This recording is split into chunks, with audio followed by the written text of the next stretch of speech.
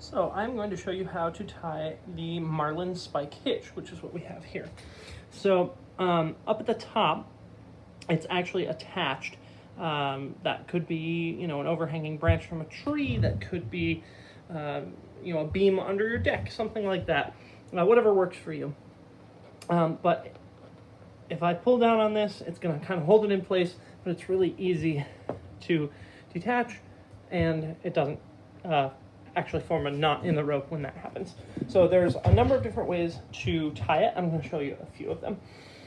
So the first way is I'm going to take the object and I'm going to tie into it.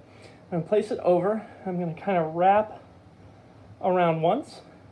I'm going to continue to the outside around behind the object.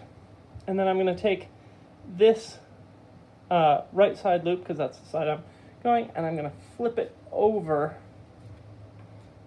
around the end to form it just like that. So that's one way. Another way is to just take and make a loop here. I'm going to keep going, and I'm going to flip this up so that I have just like this overhand loop. It almost looks like an overhand knot, but I'm going to pull this standing end through, and that's where the the rod or the stick or whatever you have is going to go, and that'll hold.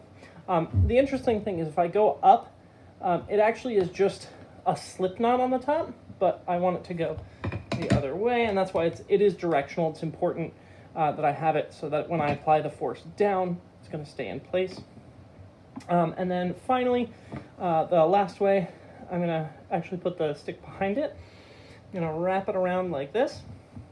I'm going to grab this loop that's kind of just over on the top here, come around and slip that over, slip that over the end, just like that.